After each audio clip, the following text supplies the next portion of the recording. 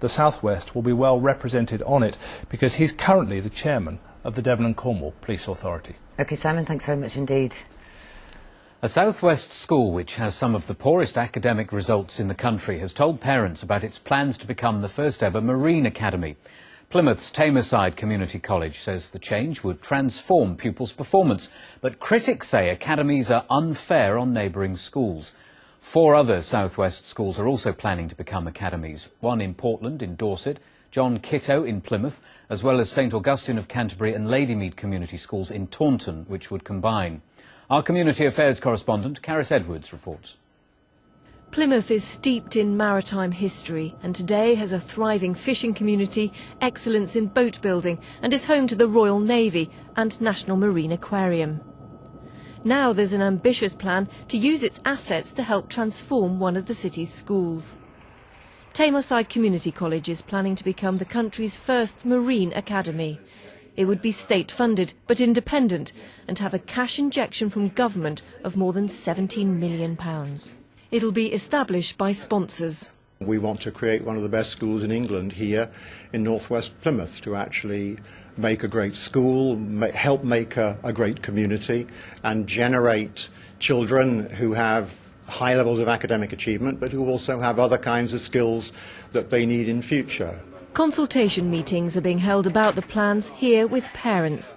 The school would have 3 sponsors: Cornwall College, Plymouth City Council and the University of Plymouth.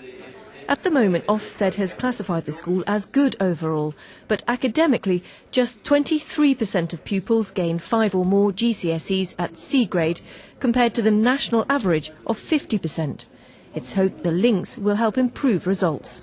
We've got some great opportunities, not to just teach in school, but teach out of school, teach on the shore, teach on a boat, teach at the National Marine Aquarium. There are lots of opportunities for students to have new learning experiences which will, be more exciting, which will develop their motivation and will be engaging and motivating for the staff.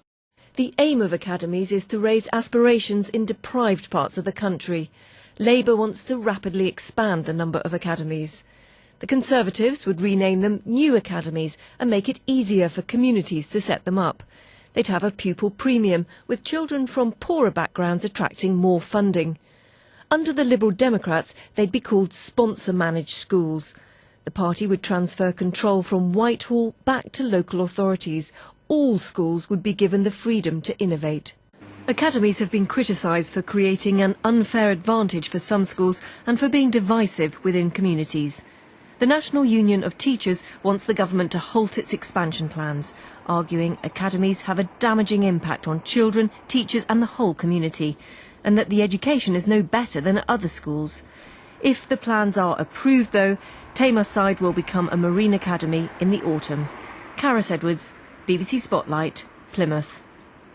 Well, Professor Deborah Myhill is Head of Graduate Education at the University of Exeter. I asked her what evidence there was that academies improve pupils' results. Well, I think the evidence nationally is very variable. In some areas, some academies have been extremely successful in raising the results in that school. In other areas, they've been considerably less successful. And I think the key thing is the nature of the partnerships that are established between the academy and its sponsors, and also to understand that simply changing the name and the status of a school doesn't change the education in that school. You've got to have transformative change that goes with it, and that transformation's got to come from within. Without that, I don't think you'll get that change in achievement. And what about the effect on neighbouring schools? The NUT, for instance, is very wary of academy status for schools. I mean, it says here academies have a destabilising effect on the capacity of neighbouring schools. Could that be the case in some areas? I think it could be the case. I think that depends very much on the governing body of the academy and its commitment to the local community.